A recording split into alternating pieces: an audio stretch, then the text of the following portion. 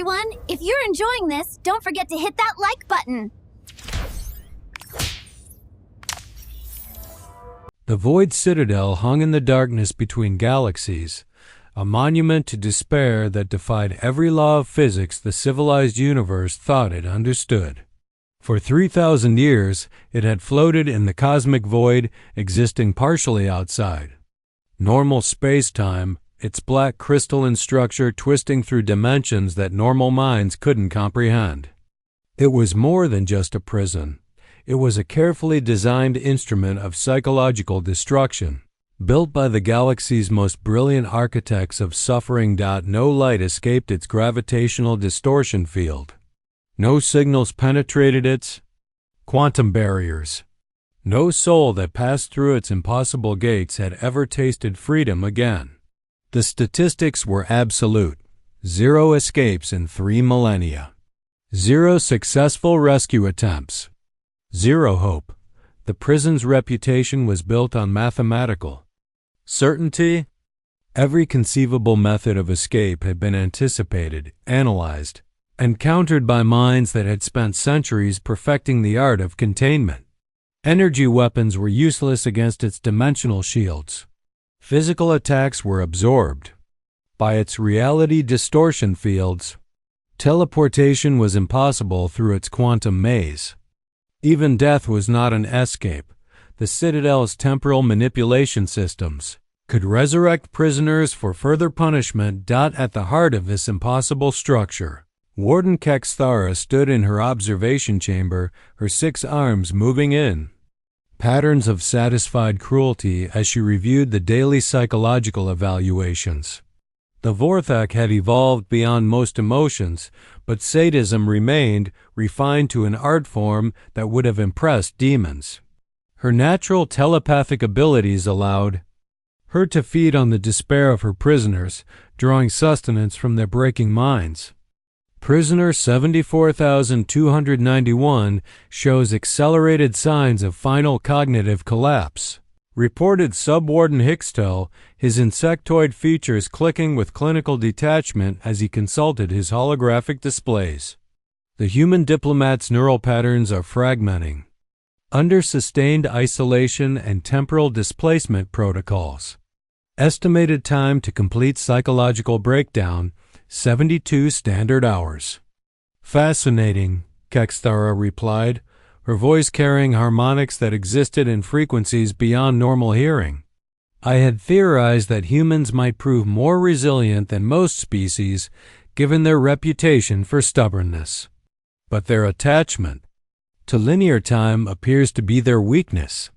The temporal loops are destroying her faster than direct torture would.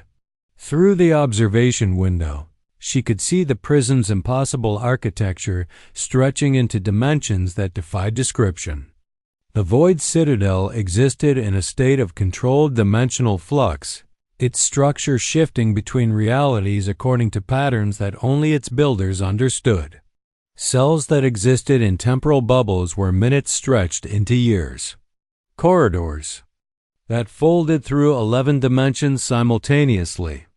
Guard systems that monitored not just physical movement but thoughts, dreams, and the quantum fluctuations of consciousness itself. The human female was remarkably strong initially, Hickstel continued, scrolling through psychological profiles that documented every stage of Elena Vasquez's mental deterioration. Her diplomatic training provided excellent resistance to standard interrogation techniques, but sustained exposure to nonlinear temporal flow has proven effective, indeed. The beauty of temporal displacement is that it attacks the very foundation of human consciousness, their linear perception of causality. When a prisoner experiences the same moment of torture repeated infinitely, while simultaneously remembering futures that haven't happened yet, the mind simply unravels.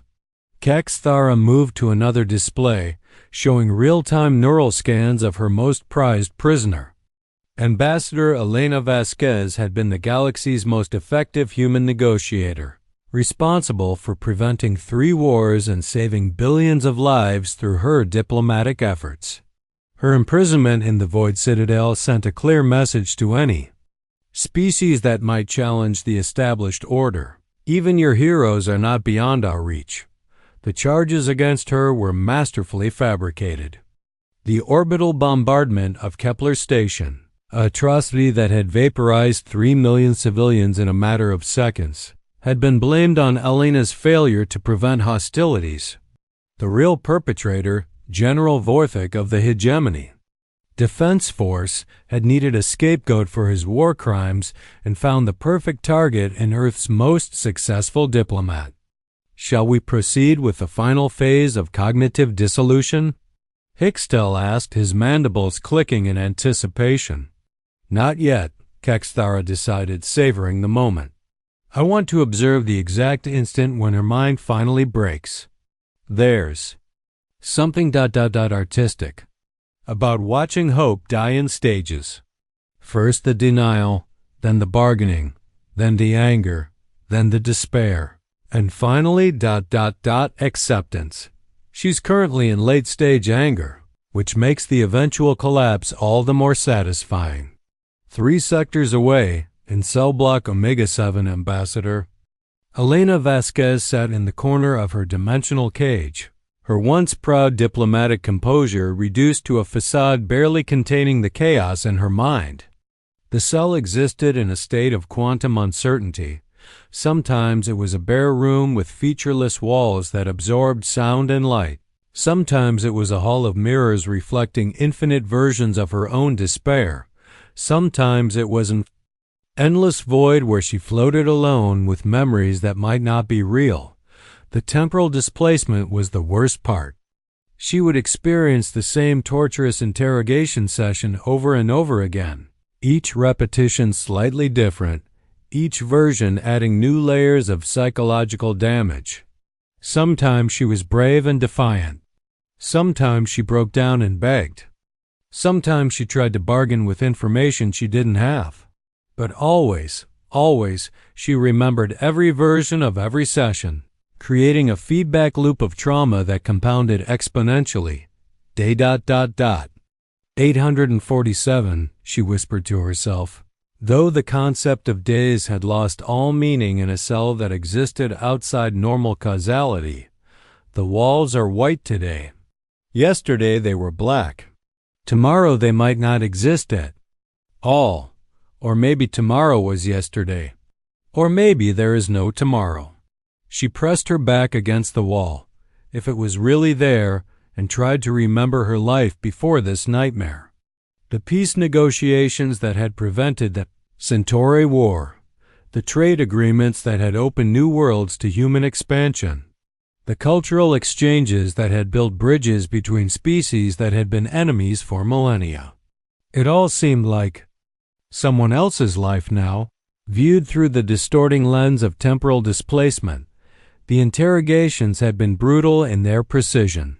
Kekstara had perfect information about every moment of Elena's life, every decision she had ever made, every doubt she had ever harbored.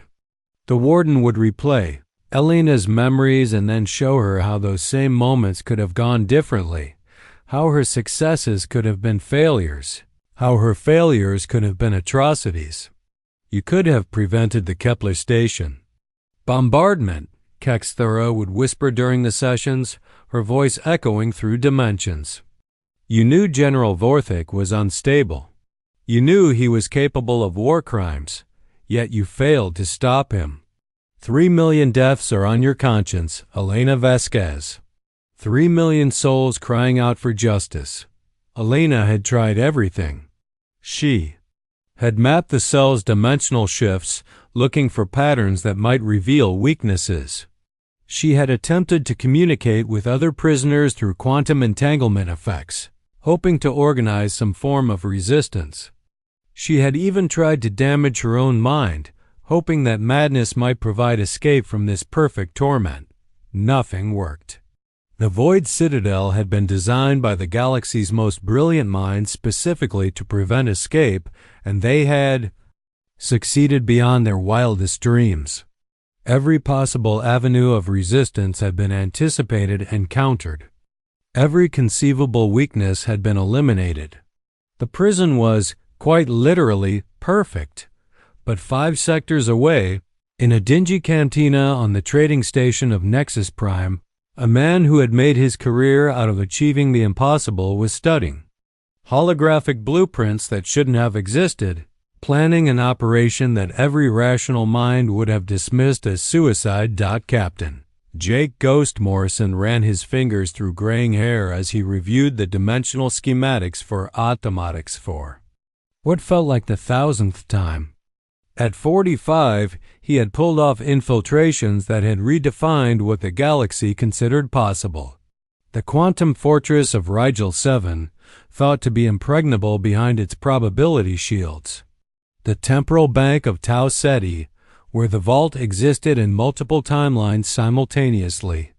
The personal collection of the Shadow Emperor, hidden in a pocket dimension that officially didn't exist.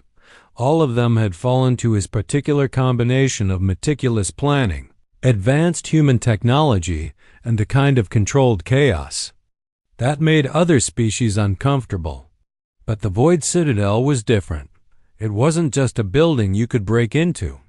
It was a piece of folded space-time that existed according to its own rules, defended by systems that could think in 17 dimensions and powered by energies that could unmake matter at the quantum level.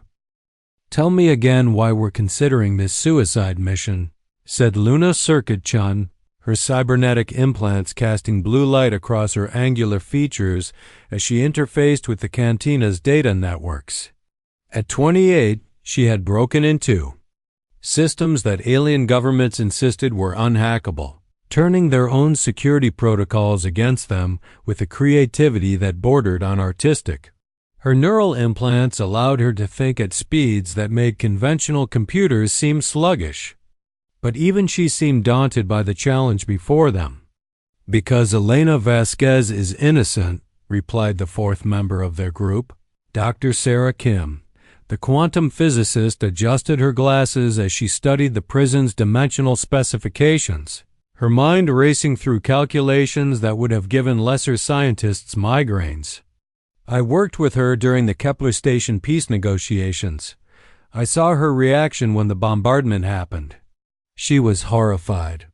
She spent weeks trying to establish humanitarian aid corridors for the survivors. The idea that she caused that massacre is absurd. Absurd or not, she's been convicted by the Galactic Court and sentenced to life in the Void Citadel," pointed out Dmitry Tank Volkov, the team's demolitions expert and heavy weapons specialist. The massive Russian's scarred hands moved with surprising delicacy as he cleaned his equipment, each piece of gear maintained with the obsessive care of someone who knew his life depended on mechanical reliability. And according to every expert, in the galaxy, nobody escapes from the Void Citadel. Period. "Which is exactly why nobody expects us to try," Ghost replied, his voice carrying the quiet confidence that had made him the galaxy's premier infiltration specialist. "Security systems are designed to counter expected threats. They don't know how to handle someone crazy enough to attempt the impossible." The team had been assembled through discreet channels by an anonymous employer who claimed to have evidence of Elena's innocence. The payment offered was enormous, enough for each of them to retire comfortably to any world they chose. But, more importantly, the employer had provided something even more valuable: detailed intelligence about the Void Citadel's internal structure, including classified schematics that revealed potential weaknesses in the prison's supposedly perfect design. "Let's review what we know," Ghost continued, activating a holographic projector that filled the cantina's backroom with a 3-dimensional model of the prison. "The Void Citadel exists in a state of dimensional flux anchored to normal space-time by 17 quantum stabilizers. These stabilizers are what allow the prison to maintain its position between galaxies while existing partially outside reality." Dr. Kim leaned forward, her physicist's mind immediately grasping the implications. "The stabilizers are the key. They maintain the prison's dimensional coherence. If we could disrupt them, the whole structure would collapse back into normal. Space. Tank finished, studying the technical specifications with professional interest.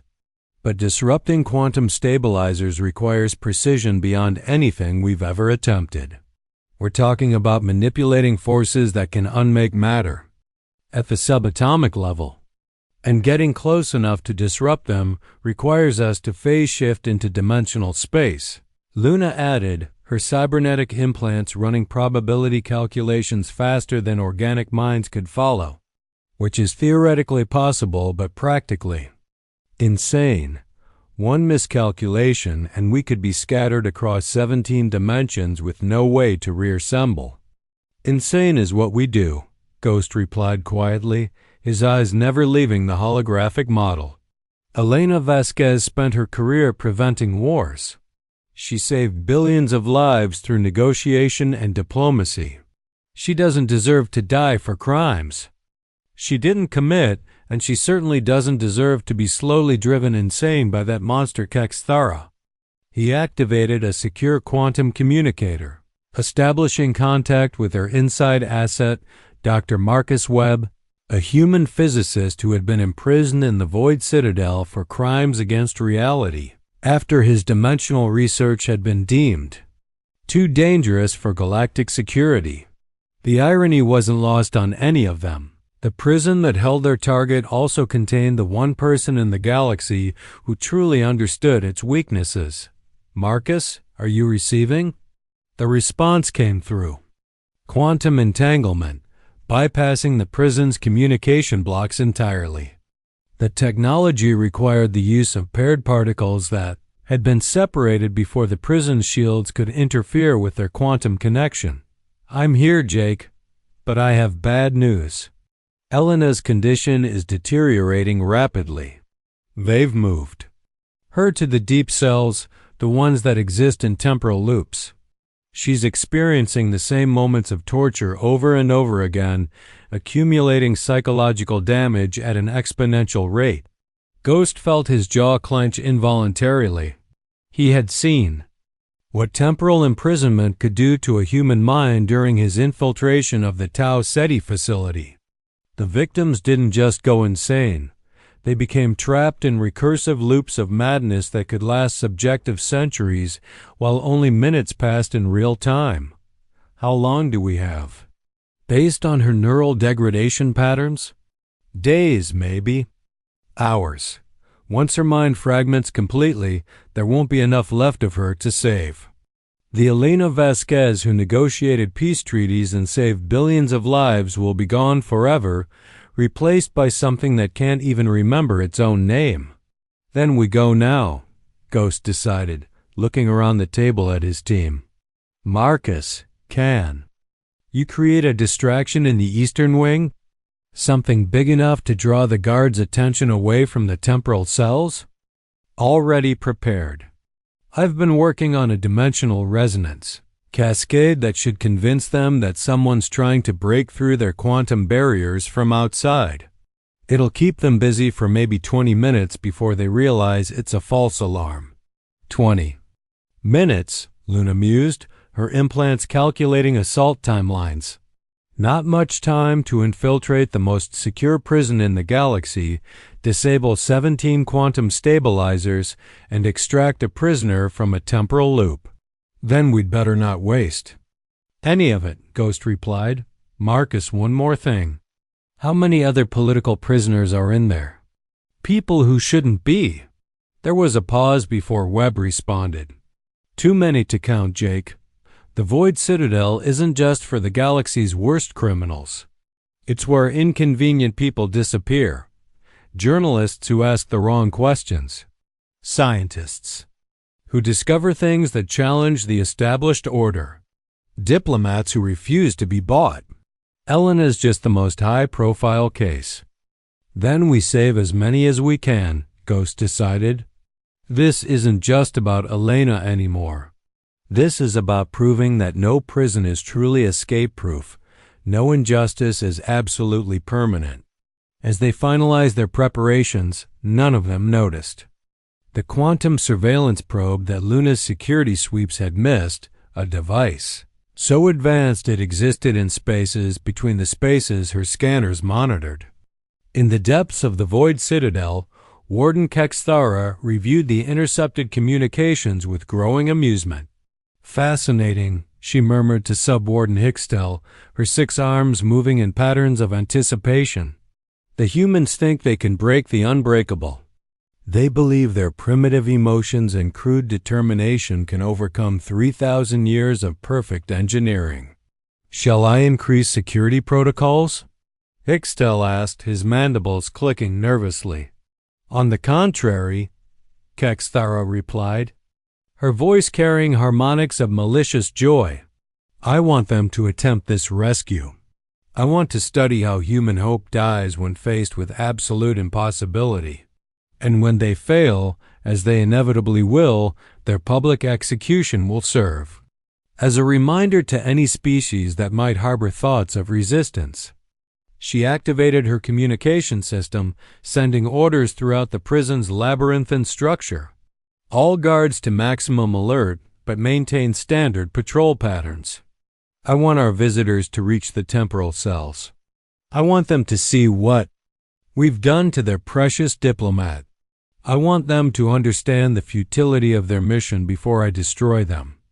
The phase shift transport that carried Ghost's team toward the Void Citadel was barely more than a theoretical construct given physical form through technologies that push the boundaries of human understanding. Dr. Kim's modifications to the quantum drive allowed it to exist in multiple dimensional states simultaneously, making it theoretically invisible to the prison's sensors. Theoretically. "Dimensional barriers ahead," Luna reported, her cybernetic implants interfacing directly with the ship's sensor array. "The Citadel's quantum signature is off the charts. It's like trying to approach a black hole made of crystallized mathematics. The space-time distortions are creating sensor ghosts in 17 different probability matrices." "Beginning phase insertion," Dr. Kim announced, her hands dancing over controls that operated on principles most sentient beings couldn't comprehend. The quantum field generators that surrounded their ship began to vibrate at frequencies that existed between dimensions, gradually shifting their reality matrix to match the prison's unique dimensional signature. "Everyone hold on. We're about to exist in 17 dimensions simultaneously." The sensation was beyond description. Ghost felt his consciousness scatter across multiple realities, experiencing every possible version of this moment at once. In some dimensions, they were already dead, their ship torn apart by dimensional stress. In others, they had never been born, their timeline edited out of existence by temporal paradoxes. In a few precious realities, they were succeeding beyond their wildest dreams, but those versions felt fragile, held together by probability threads that could snap at any moment. "Dimensional lock achieved," Dr. Kim gasped, her face pale from the strain of maintaining their coherence across multiple reality matrices. "We're inside the Citadel's dimensional bubble. But the field generators are operating at 97% capacity. We don't have much time before they burn out." The view through the transport's reinforced windows was nightmare given form. The prison's interior defied every law of physics Ghost thought he understood. Corridors twisted through impossible angles that hurt to look at directly. Cells floated in midair, connected by bridges of crystallized time that sparkled with imprisoned moments. Guard patrols moved through spaces that folded in on themselves, their forms flickering between dimensions as they followed patrol routes that existed in mathematical rather than physical space. "Jesus Christ," Tank breathed, checking his weapons for what felt like the 100th time. His demolition charges had been modified with quantum field generators that should allow them to affect dimensional structures, but he wasn't entirely sure they would work in a space where the laws of physics were more like guidelines. How are we supposed to navigate this maze? Very carefully, Ghost replied, studying the dimensional maps Dr. Kim had prepared based on Webb's intelligence. Remember, the prison exists according to its own rules. We can't think in terms of normal physics. Up might be down 'cause might follow effect, and the shortest distance between 2 points might be a 17-dimensional curve that passes through next Tuesday. They materialized in a maintenance corridor that existed in the space between dimensions, a utility area that the prison's designers had included for emergency access to the quantum stabilizers.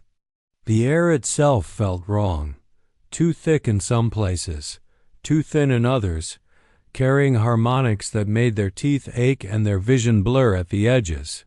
"Elena's in the temporal cells, level sub-7, Dr. Kim whispered, consulting instruments that measured reality distortions rather than conventional distances.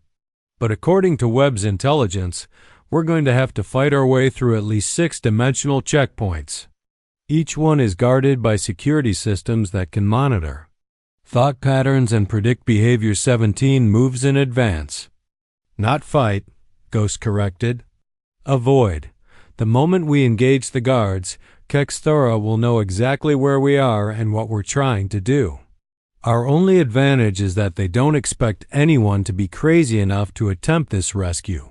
They moved through the impossible corridors like ghosts, appropriate, given Ghost's calcine, using Luna's hacking skills to create false sensor readings while Dr. Kim manipulated local space-time to hide their quantum signatures. Tank carried enough explosives to level a small city, but in the Void Citadel, raw destruction was less useful than subtlety.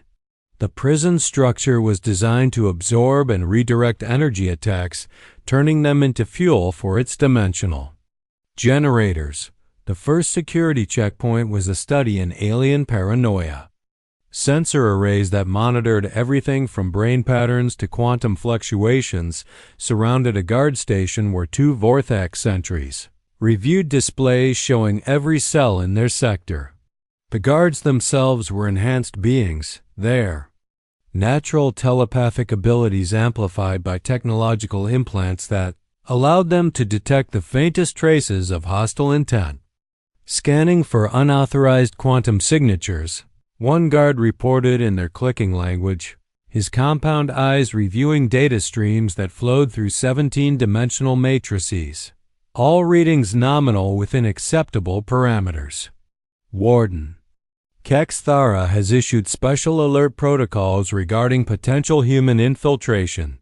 The second guard replied, his mandibles clicking in what might have been nervousness. Maintain maximum vigilance.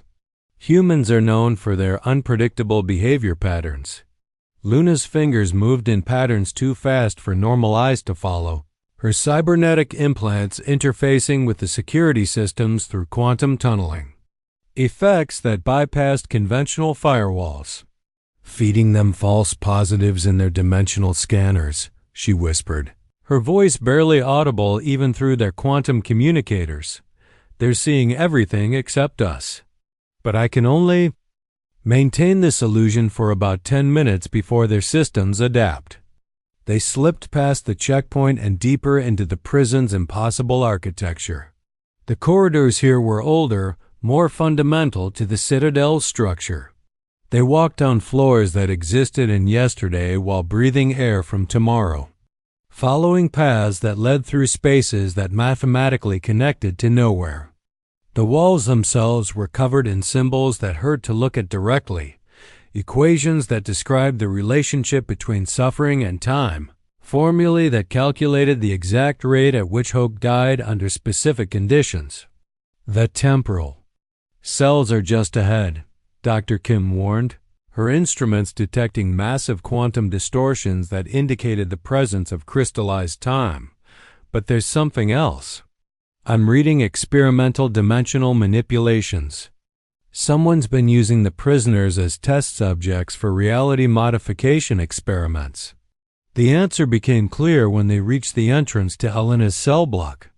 The corridor beyond was filled with what could only be described as crystallized Time, moments that had been frozen and suspended in dimensional amber, each one containing a fragment of human suffering preserved for eternity.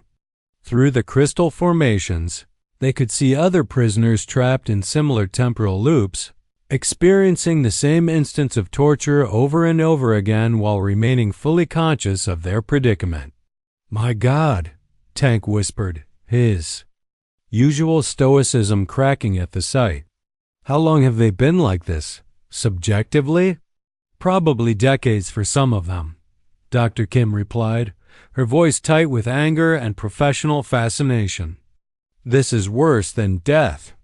This is eternal suffering, preserved and studied like specimens in a laboratory. The psychological damage must be beyond calculation." "Then we end it," Ghost said grimly, his voice carrying the cold determination that had made him legend among the galaxy's criminal underworld. "Kim, can you break the temporal crystallization?" "It's possible, but it would require massive amounts of energy channeled through precise dimensional frequencies. And the moment I start the process, every alarm in the prison will activate. We'll have maybe 5 minutes before the entire security force converges on our position." "Do it." Dr. Kim began manipulating her quantum field generators, creating resonance patterns that interfered with the temporal crystallization matrix. The effect was immediate and catastrophic. Alarms began screaming throughout the Citadel as the prison's fundamental structure was challenged for the first time in 3 millennia. Emergency lights bathed the corridors in hellish red illumination, while dimensional stabilizers throughout the complex began operating at maximum capacity to prevent a cascade failure. "Intruder alert!" Kaxthar's voice echoed through dimensional speakers that existed in multiple realities simultaneously. "All guards converge on Temporal Block 7. I want those humans alive for questioning." The crystallized time began to crack and shatter like breaking glass, releasing moments that should never have been captured. Elena's cell suddenly snapped back into normal temporal flow, and the diplomat collapsed to the floor, her mind struggling to process the transition from endless torture to unexpected hope. Her body was emaciated from months of imprisonment, her diplomatic uniform replaced by the gray coveralls of the condemned. But her eyes still held the intelligence that had made her the galaxy's most effective negotiator. "Elena!" Ghost called. Through the cell's quantum barriers, his voice cutting through the chaos of alarms and dimensional distortions. "Elena, we're here to get you out." Her eyes focused slowly, struggling to separate reality from the nightmares she had been trapped in. Years of subjective time had passed in the temporal loops, but only months had elapsed in real time. The disconnect was disorienting, like trying to solve a puzzle when the pieces kept changing shape. "Jake? But this isn't possible. Nobody escapes the Void Citadel. The statistics are absolute. 0 escapes in 3,000 years. We're about to change those statistics," Ghost replied, as Luna worked to hack the cell's security systems. "But we need to move fast. This place is about to become very unfriendly." The cell door dissolved in a cascade of quantum energy just as the first wave of guards arrived. Vortex soldiers in dimensional armor materialized from folded space there, weapons charging with energies that could unmake matter at the quantum level.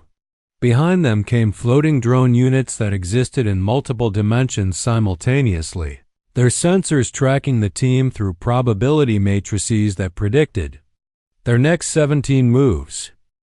"Behind me!" Tank roared, raising a shield generator that created a barrier of crystallized space-time. The guards' weapons struck the barrier and scattered into harmless photons, but the shield's power cells were draining rapidly under the assault. "This thing won't hold for long. This way!" Dr. Kim called, opening a dimensional rift in the corridor wall. The tier in space led to a maintenance area that existed between the prison's primary dimensions, a space that was technically part of the Citadel but not monitored by its security systems. I've created a shortcut to the quantum anchor chamber. They plunged through the rift into a space that existed between spaces, a maintenance area where the prison's fundamental systems were housed. The quantum anchors stretched above them like towers of crystallized mathematics, their geometries following rules that hurt to contemplate directly. Each anchor was roughly the size of a building, its structure composed of materials that existed in states between matter and energy.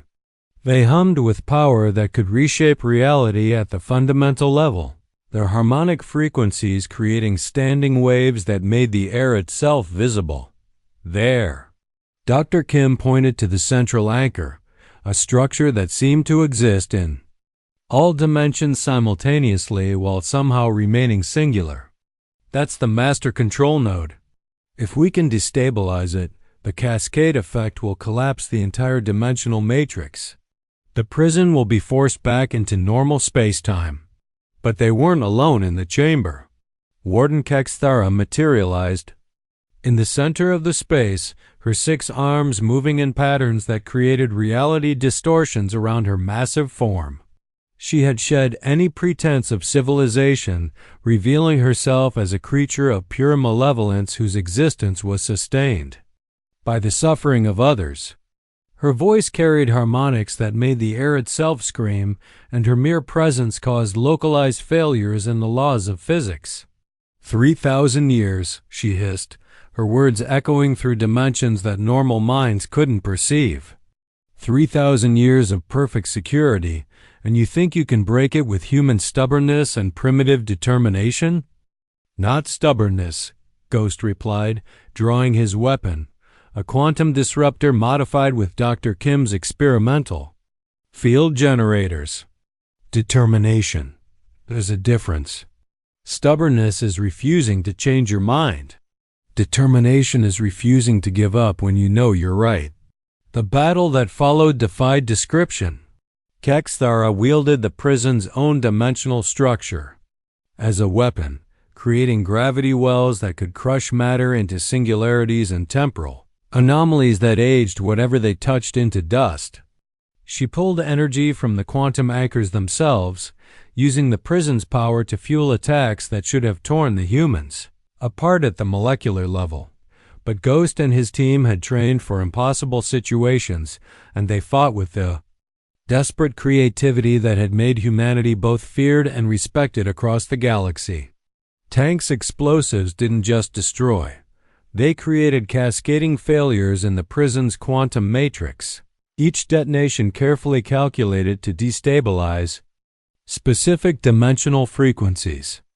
Luna's hacking didn't just override systems, it turned the Citadel's own security protocols against itself, creating feedback loops that paralyzed entire sections of the prison's intelligence network. Dr. Kim's scientific knowledge didn't just analyze the prison's structure, it found the fundamental flaws that no alien mind had been able to perceive. She understood that the quantum anchors weren't just maintaining the prison's dimensional stability, they were creating it. The Void Citadel didn't exist in normal space-time because it had been built there. It existed outside reality because the anchors were constantly pushing it away from the normal universe. The dimensional matrix is unstable. She called over the chaos of battle. If we can reverse the polarity of the central anchor, it'll pull the prison back into normal space instead of pushing it away. You cannot win. Kexthara screamed, creating a zone of accelerated time around herself that allowed her to move at speeds that made her appear to teleport. I am eternal. This prison is eternal. Your pathetic human emotions cannot overcome 3 millennia of perfect engineering. Watch us, Ghost replied, dodging a gravity pulse that would have compressed him into a point mass. He emptied his weapon into the central quantum anchor, each shot enhanced by Dr. Kim's field manipulators to target specific quantum frequencies. The effects were immediate and catastrophic. The anchor's mathematical structure began to destabilize, its carefully maintained dimensional equations collapsing into chaos. The void citadel began to scream. The sound wasn't audible in any normal sense. It was a harmonic distortion that existed across 17 dimensions simultaneously, the death cry of a structure that had defied physics for 3,000 years. Reality wavered as the prison's dimensional anchoring system collapsed back into normal space-time. Cells that had existed outside time suddenly snapped into the present. Corridors that had twisted through impossible angles straightened into Euclidean geometry. Guard systems that had monitored 17 dimensions simultaneously found themselves reduced to simple three-dimensional awareness. The prison is collapsing. Dr. Kim shouted over the dimensional chaos, her instruments detecting cascade failures throughout the citadel structure. The quantum matrix is destabilizing faster than I calculated. We need to get out now before the entire structure implodes. But Kexthara wasn't finished. With her perfect prison dying around her, the warden made one final desperate attack, pouring all her malevolent energy into a reality-warping assault that should have erased the humans from existence across every possible timeline. She drew power from the collapsing quantum anchors, channeling forces that could unmake matter at the fundamental level. Ghost stepped between his team and the attack, accepting the full force of Kexthara's dimensional fury. The energy tore through him, unmaking parts of his molecular structure while simultaneously existing him across multiple probability matrices. He felt his consciousness scatter across dozens of potential timelines, experiencing every possible version of this moment: his death, his survival, his transformation into something beyond human understanding. But his sacrifice bought the Fae. Others the seconds they needed. Tank's final explosive charge, enhanced by the prison's collapsing dimensional structure and carefully placed by Dr. Kim's calculations, struck Kexthara directly. The blast didn't just damage her physical form. It scattered her consciousness across the 17 dimensions she had used to torture her prisoners, trapping her in the same kind of eternal suffering she had inflicted on others, the wardens. Scream was cut short as her form was distributed across multiple realities, her malevolent consciousness lost in the spaces between dimensions. For the first time in 3,000 years, the Void Citadel was without its master. "Jake!" Luna cried, catching Ghost as he collapsed. Parts of his body flickered in and out of existence, the dimensional damage taking its toll as his molecular structure struggled to maintain coherence across multiple realities. His face was pale but determined, his eyes still holding the fierce intelligence that had made him legend. "Get Elena out," he gasped, his voice echoing strangely as parts of it came from different dimensional matrices. "Get her home. Get them all home. Make sure the truth is known." "We're not leaving you," Dr. Kim insisted. But Ghost was already beginning to fade, his quantum signature destabilizing as the dimensional damage spread through his system. "Yes, you are," he replied with a weak smile. "That's an order. Someone has to survive to tell the story. Someone has to prove that the impossible is just another word for hasn't been done yet." Elena, despite her weakened condition, struggled to her feet and placed a hand on Ghost's shoulder. "Captain Morrison," she said, her diplomatic training allowing her to find the right words even in this moment of chaos. "Thank you. Not just for rescuing me, but for proving that justice isn't dead. That some things are worth any sacrifice to protect." Just make it count," Ghost whispered. "Make sure this never happens again. Make sure no one else has to suffer what you suffered." The transport barely made it clear of the Void Citadel before the prison completed its collapse back into normal space. The structure that had existed for 3 millennia imploded in a cascade of dimensional energy, creating a brief new star that was visible from 3 sectors away. As the light faded, Nothing remained of the universe's most feared prison except debris and the liberated prisoners who had never dared to hope for freedom. In the transport's medical bay, Dr. Kim worked frantically to save the other rescued prisoners.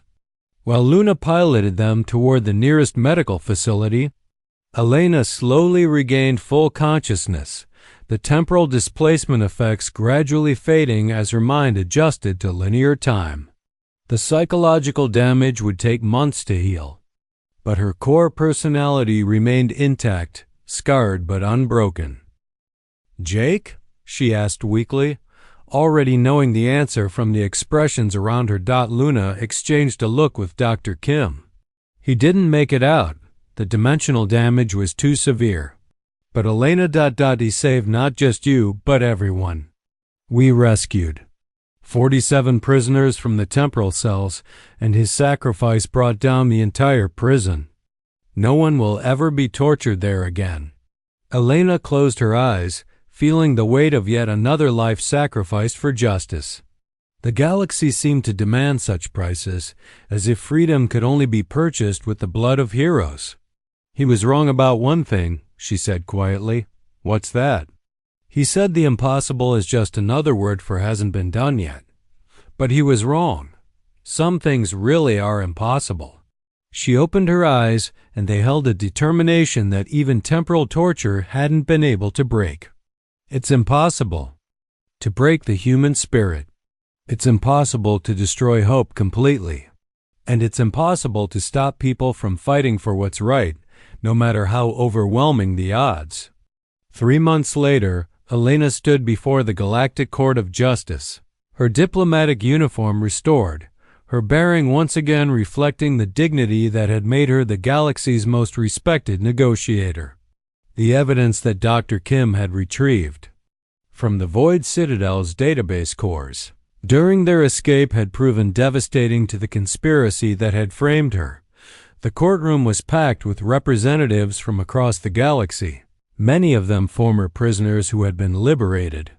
When the Citadel collapsed, the temporal displacement experiments had left their marks on all of them, some aged decades in moments, others bearing psychological scars that would never fully heal, but they were alive and they were free.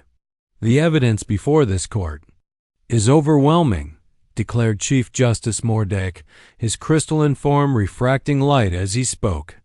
Ambassador Elena Vasquez was framed for the Kepler station massacre by a conspiracy that reached to the highest levels of galactic government. General Vorthik and 17 other high-ranking officials orchestrated not only the bombardment itself but the subsequent cover-up that led to an innocent woman's imprisonment. The holographic displays throughout the courtroom showed the recovered data in damning detail, communication logs between the conspirators, financial records showing payments to fabricate evidence. Most damning of all, the actual tactical orders that had led to the civilian massacre, orders that bore Vorthik's personal authorization codes. Furthermore, the Chief Justice continued, the investigation into the Void Citadel has revealed systematic violations of galactic law spanning 3 millennia, illegal imprisonment of political dissidents, torture protocols that violate every civilized standard of prisoner treatment, experimental procedures conducted on sentient beings without consent or oversight. Elena felt a grim satisfaction as General Vorthik was led away in restraints, his military decorations stripped away and replaced with the gray coveralls of the condemned. Justice was being served, but it felt hollow without Ghost there to see it. The man who had made it all possible would never know that his sacrifice had brought down a conspiracy that had corrupted the galaxy's highest institutions, but the real impact was felt far beyond the courtroom. The news that the impossible Void Citadel had been broken by a small team of humans sent shockwaves through every detention facility in known space. Prison wardens who had considered their facilities impregnable began to reconsider their security measures. Prisoners who had given up hope began to believe again that escape might be possible. The psychological impact cannot be overstated, observed Professor Haxtella of the Galactic Institute of Criminology during a symposium held 1 month after the prison's destruction. For 3,000 years, the Void Citadel represented the ultimate symbol of inescapable punishment. Criminals would surrender rather than risk imprisonment there. Political dissidents would flee to the furthest reaches of space rather than face capture. Its destruction has fundamentally altered how the galaxy views concepts of justice and punishment. The implications rippled through galactic society in ways that no one had anticipated. Species that had accepted injustice as inevitable began to demand reform. Governments that had relied on the threat of inescapable imprisonment found their authority challenged. Most importantly, the systematic use of torture and psychological breaking was exposed to galactic scrutiny for the first time in millennia. The Void Citadel's files contain detailed records of every experiment they conducted. Dr. Kim explained during her testimony before the Galactic Ethics Committee. Temporal displacement studies, reality dissociation protocols, consciousness, fragmentation techniques.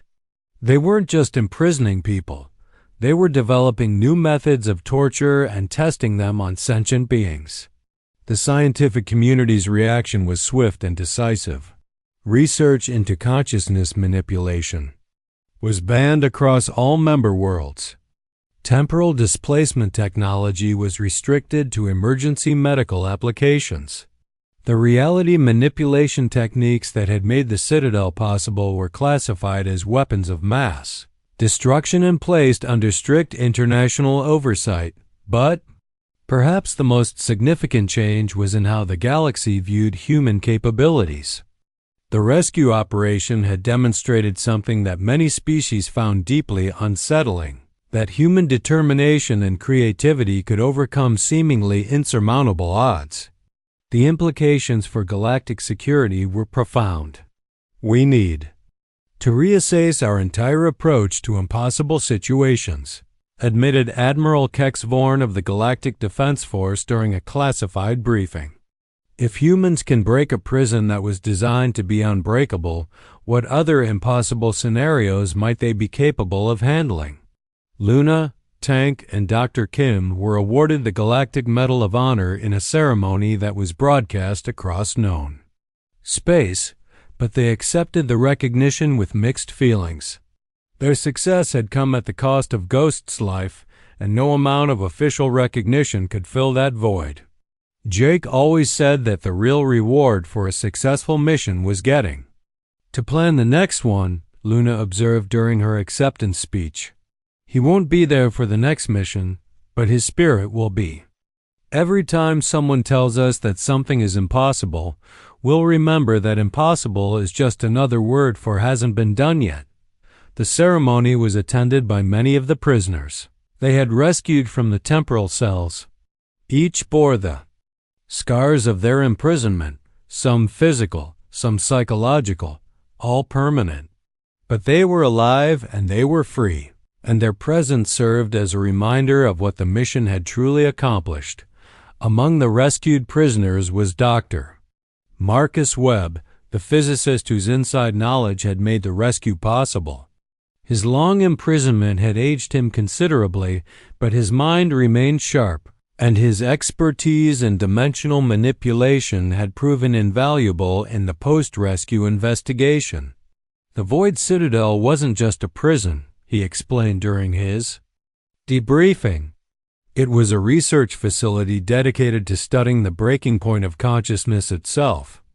They were trying to determine the exact amount of suffering required to completely destroy a being's sense of self.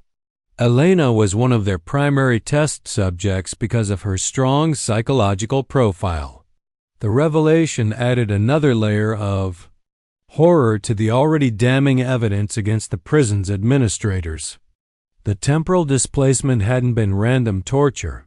It had been a carefully designed experiment to measure how much subjective time a human consciousness could endure before complete fragmentation occurred. They were planning to use the data to develop new forms of psychological warfare, Webb continued. The idea was that if you could predict the exact breaking point of any species, you could design customized torture protocols that would be perfectly efficient. No wasted time, no unnecessary suffering, just the precise amount of pain required to achieve complete psychological destruction. The military implications of such research sent chills through the galactic intelligence community. The concept of scientifically optimized torture represented a level of calculated evil that most civilized species found difficult to comprehend. Elena threw herself into prison reform work with the passionate dedication that had once made her the galaxy's most effective diplomat. The Morrison Foundation for Impossible Rescues was established with funding from anonymous donors, many of them believed to be former prisoners who had been liberated when the Citadel fell. Our mission is simple, Elena explained during the Foundation's first public appearance. When they say it can't be done, they haven't met us yet. When they say someone can't be saved, we prove them wrong. When they say a situation is hopeless, we find hope anyway. The Foundation's motto, inscribed above every office entrance, was simple but powerful. Impossible is just another word for challenge accepted. The galaxy learned to fear that motto, because when humans decided that something impossible needed to be done, it usually got done. The universe's most feared prison had been just the beginning. Over the following months, requests for human assistance with hopeless situations began arriving from across known space.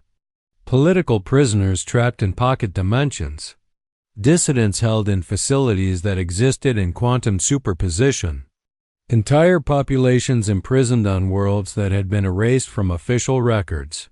They want us to rescue prisoners from the quantum labyrinth of Andromeda, Luna reported during one of their regular planning meetings. Apparently, it's a maze that exists in 17 dimensions simultaneously, and the exit changes location every time someone gets close to it. And there's a request from the Crystalline Confederation to extract their former ambassador from a temporal prison that exists in negative time, Tank added. I don't even know what that means, but they're offering enough payment to buy our own fleet. Jake would have said yes to all of them, Dr. Kim observed quietly. Then that's what we do, Elena decided. She had recovered enough from her ordeal to take an active role in the Foundation's operations, using her diplomatic skills to navigate the complex political situations that often surrounded impossible rescues. We honor his memory by refusing to accept that anything is truly impossible. The team that had broken the Void Citadel continued their work, taking on missions that other organizations considered suicidal. They rescued political prisoners from facilities that existed outside normal space-time. They extracted dissidents from prisons that could only be reached through dreams. They liberated entire populations from detention centers that officially didn't exist. Each success added to humanity's growing reputation as the species that could achieve the impossible. But more importantly, each rescue proved that no system of oppression was truly unbreakable, no prison was genuinely inescapable, and no cause was completely hopeless. The rescue techniques developed by the Morrison Foundation were studied and adapted by liberation movements across the galaxy. The concept of impossible infiltration became a recognized field of study, with human specialists teaching their methods to other species who had previously accepted that some situations were simply hopeless. The humans have fundamentally changed how we think about problem solving, observed Dr. Valcara of the Galactic Institute of Strategic Studies. They approach challenges that we would consider mathematically impossible and find solutions that shouldn't work according to established theory. It's not just their technology or their tactics, it's their refusal to accept limitations. The psychological impact on galactic civilization was profound. The comfortable certainties of established Order were being challenged by a species that seemed to specialize in achieving the impossible. Governments that had relied on the threat of inescapable punishment found their authority undermined by the knowledge that humans could probably break their prisoners out. We're seeing a fundamental shift in how oppressed populations view their situations, reported intelligence analyst Morthick during a classified briefing. The Void Citadel rescue has become a symbol of hope for resistance movements across the galaxy. The phrase "call in the humans" has become synonymous with refusing to accept defeat. The ripple effects extended far beyond prison reform. Scientists who had accepted that certain problems were unsolvable began to reconsider their assumptions. Engineers who had dismissed certain designs as impossible started exploring unconventional approaches. Military strategists who had considered certain objectives unachievable began developing plans that incorporated human-style creative thinking. "The humans have given us something we didn't realize we had lost," observed Admiral Kex Vorn during a strategic planning session. "They've given us the willingness to attempt the impossible.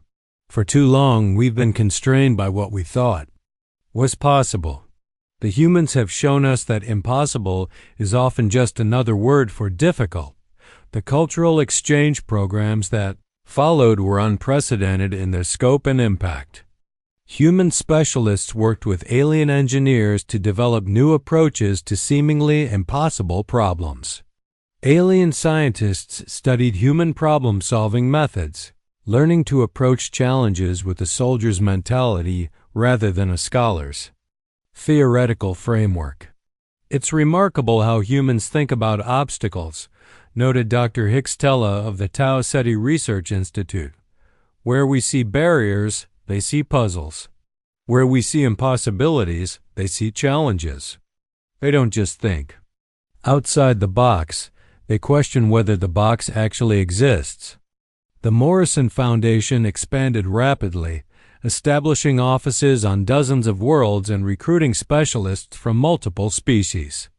But the core team remained human, and the Foundation's approach remained fundamentally based on the principles that had made the Void Citadel rescue possible: careful planning, creative thinking, and the absolute refusal to accept that some people couldn't be saved. "We're not in the business of easy rescues," Elena explained during a recruitment briefing. "Easy rescues don't require specialists. We handle the cases that everyone else has given up on. The prisoners that other organizations consider unsavable. The situations that conventional wisdom declares hopeless." The training programs were intensive and often dangerous. New recruits learned to think in multiple dimensions, to navigate spaces that followed alien physics, and to maintain their sanity, while operating in environments that could drive most beings mad.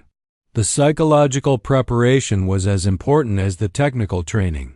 "You have to understand," Dr. Kim explained to a class of new recruits, "we're not just rescuing prisoners from physical confinement. We're often dealing with beings who have been psychologically broken by torture, techniques that most civilized minds can't comprehend.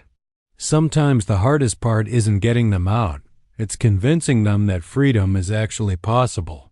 The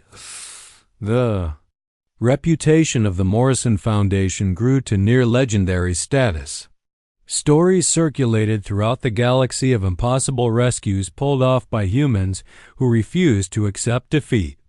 Some of the stories were exaggerated, but enough of them were true to create a mythology around human rescue capabilities. "There's a saying among the criminal underworld now," reported Galactic Intelligence Officer Velmach during a security briefing. "If the humans are coming for you, no prison in the galaxy can hold you. It's having a significant impact on detention facility effectiveness." The psychological warfare applications were not lost on military strategists. The mere threat of human rescue operations was enough to discourage some forms of prisoner-taking. Terrorist organizations that had previously relied on hostage situations found their effectiveness diminished by the knowledge that humans could probably extract the hostages regardless of security measures, but the Foundation's impact went beyond simple rescue operations. Their success in breaking supposedly unbreakable systems inspired reform movements across the galaxy. Prison conditions improved as administrators realized that abusive treatment could lead to rescue attempts that might succeed. Judicial systems became more careful about ensuring actual guilt before imposing harsh sentences. The Void Citadel rescue changed everything. Elena reflected during an interview marking the first anniversary of the prison's destruction. Not just for the people we saved, but for everyone. When you prove that the impossible is possible, you change how people think about their own limitations. The memorial service for Ghost Morrison was held in orbit around Earth, attended by representatives from dozens of species and hundreds of individuals whose lives had been touched by his sacrifice. The ceremony was broadcast across the galaxy, serving as both a tribute to a fallen hero and a reminder of what had been accomplished. Captain Morrison gave his life to prove that no injustice is permanent, Elena said during her eulogy. He died knowing that his sacrifice would prevent countless others from suffering as we suffered. But more than that, he died knowing that he had proven something important about the human spirit, that we don't abandon people just because saving them seems impossible. The memorial itself was a work of art that defied conventional understanding. Dr. Kim had designed it using principles borrowed from the Void Citadel's dimensional manipulation technology, a structure that existed partially outside normal space-time, accessible to visitors but immune to the passage of time. Ghost's memory would be preserved literally forever, a testament to the principle that some sacrifices transcend death itself. As the years passed, the Morrison Foundation continued to grow and evolve. New techniques were developed for impossible rescues. Relationships were built with resistance movements across the galaxy. Training programs were established to teach other species the human approach to seemingly hopeless situations. But the core mission remained the same, proving that no one was beyond salvation, no situation was truly hopeless, and no prison was genuinely escape-proof. The universe's most feared prison had been just the beginning. People ask me if we've made the galaxy safer, Elena observed during a speech at the Galactic University. I tell them we've made it more just. Safety and justice aren't the same thing. A galaxy where the innocent can be imprisoned forever might be safer for those in power, but it's not just. We've proven that justice is possible, even when it seems impossible. The standing ovation that followed lasted for 17 minutes. 1 minute for each dimension that the Void Citadel had once twisted through. When it finally ended, Elena smiled, knowing that somewhere in the galaxy, other humans were probably planning other impossible rescues. Refusing to accept that some people couldn't be saved, the Void Citadel was gone, its 3,000-year reign of terror ended by a handful of humans who refused to believe that innocent people deserved to suffer simply because their rescue seemed impossible. But its destruction had created something far more powerful than any prison. It had created hope, and hope, as the galaxy had learned, was the one thing that no prison could contain, no warden could break, and no force in the universe could ultimately defeat. The universe's most feared prison had fallen to its most determined species. And in doing so, it had proven that impossible was just another word for hasn't been done yet. The stars continued their eternal dance, indifferent to the struggles of the beings who dwelt among them. But those beings had learned something important, that no prison was permanent, no oppression was absolute, and no rescue was truly impossible. All it took was humans who cared enough to try, and as the galaxy had learned, humans would always care enough to try. Especially when everyone else said it couldn't be done. The universe's most feared prison was gone, but its destruction had created something far more lasting, the certainty that impossible was just another word for challenge accepted. And humans, as the galaxy had learned, never backed down from a challenge. 10 years after the fall of the Void Citadel, Elena Vasquez stood once again before the Galactic Assembly, but this time as Secretary General of the newly formed Department of Impossible Solutions. The department had been created in response to the growing number of situations that conventional methods couldn't handle, problems that required the unique human approach to achieving the impossible. Today marks the 10th anniversary of the Void Citadel rescue. She began, her voice carrying to representatives from across the galaxy. 10 years ago, 4 humans proved that no prison is truly escape-proof. But more importantly, they proved that no situation is truly hopeless. The statistics were impressive. In the decades since the Citadel's fall, the Morrison Foundation and its affiliated organizations had conducted over 300 impossible rescues. Political prisoners had been freed from facilities that existed in parallel dimensions. Hostages had been extracted from situations that violated the laws of physics. Entire populations had been liberated from prisons that were supposedly beyond the reach of any rescue force. But the real victory isn't in the numbers, Elena continued. It's in the change of perspective. 10 years ago, impossible meant don't even try. Today, impossible means find a human. The applause was thunderous. But Elena's thoughts were with Ghost Morrison and the sacrifice that had made it all possible. Somewhere in the quantum memorial that preserved his memory, she liked to think he was smiling. The universe's most feared prison had become a symbol of human determination. And that symbol would endure long after the stars themselves burned out. A reminder that impossible was just another word for challenge accepted. And humans, as the galaxy had learned, never backed down from a challenge.